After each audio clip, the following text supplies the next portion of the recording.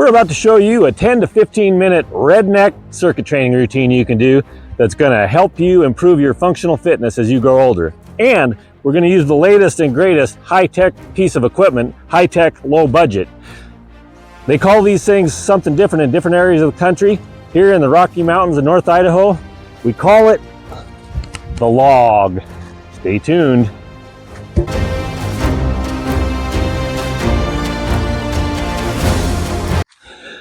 Okay, so first of all, you might not live in the middle of the mountains in a forest where you can get this fine piece of equipment.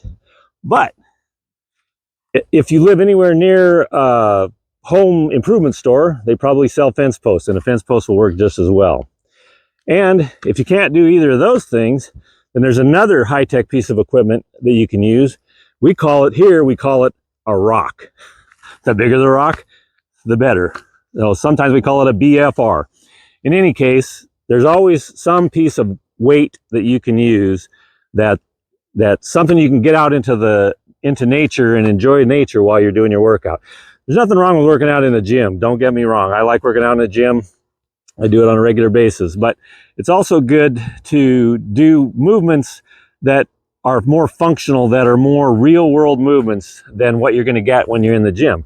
And that's where doing an oddball workout like this it keeps it interesting for you. So with that, we're just going to do a little circuit here that I'm only going to go through it one time, but you can repeat the circuit as many times as you like. But I would say, 2 or 3 times is going to be enough for almost anybody to get a full body workout. This will be basically 3 simple movements followed up by a high intensity interval, and should be a good workout. So let's get started.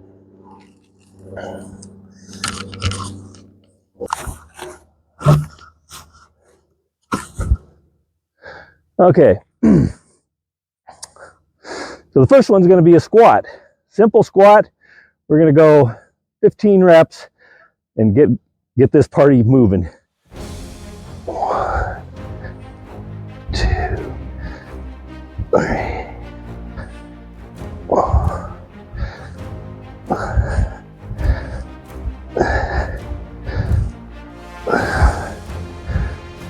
8,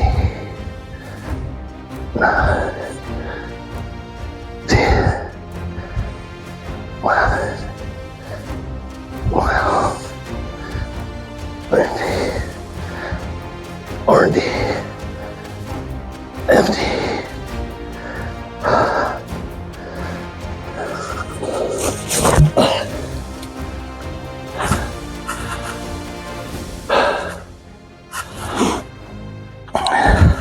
Okay, so just taking a little breather here from the squats, and then we're going to move on to bent over rows. Now the squats are pretty good at working most of your lower body, most of your legs and your glutes. And on top of that, when you're doing them with a log, something like this, there's another reason that doing stuff like this is important, is your core gets involved in this. You have to balance, you have to control something that's a little difficult, a little uneasy to keep balance. So anyway, it involves your core, so you get an abdominal workout in the process. Okay, so now we're going to do one that works your lats, your lower back. This is what gives you the V shape, and it's going to work your bicep. You're going to get a little bit of shoulder involvement and a little of your glutes, and even some of your low back muscles are going to be involved in this. So a bent over row, when you're using something like a log, the further out on the log you go, the easier it's going to be.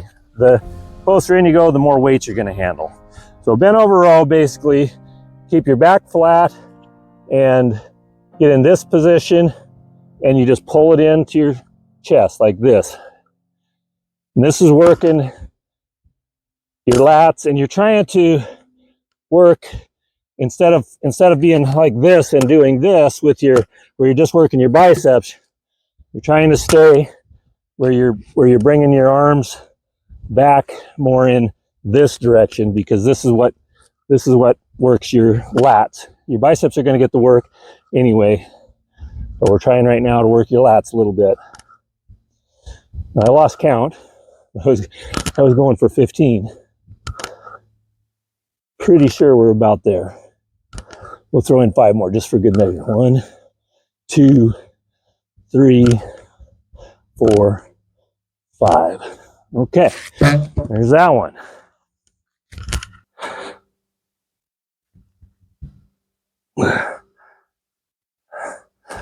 Okay, the next one we're going to do is an overhead press.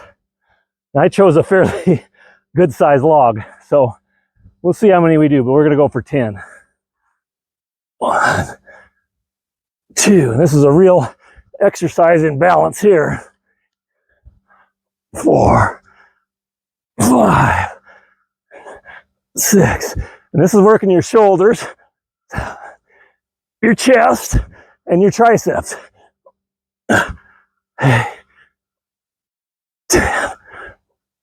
Okay, and there we go. Okay, so now it's time for the last part. This is the high intensity interval training part. This one's gonna involve your entire body. You're gonna get your chest, you're gonna get your legs, your glutes, you're gonna get your arms, you're gonna get your abs, especially because of what we're gonna be doing here. And you're also gonna get your heart and lungs stimulated pretty well in this one. So what we're gonna do is we're gonna bring the log up to us like this, flip it over, and do a burpee. That's one. We're gonna do this 10 times.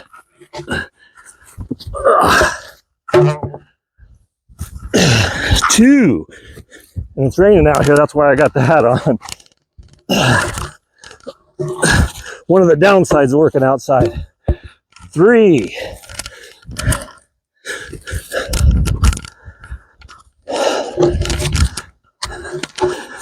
Okay. 4.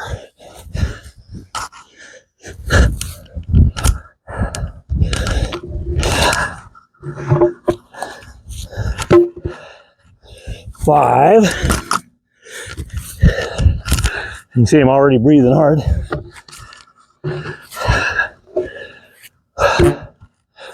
6.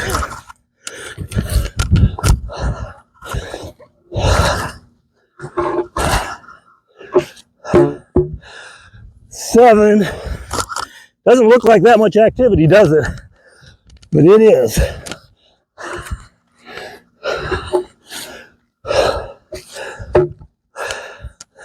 8.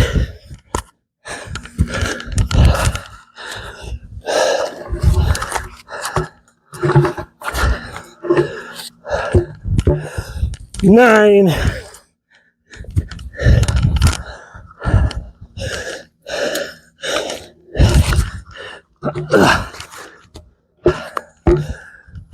10.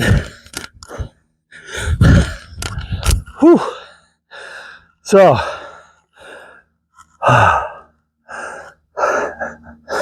all of those 3, 4 things put together will make probably a nice 10-minute, maybe 15-minute circuit.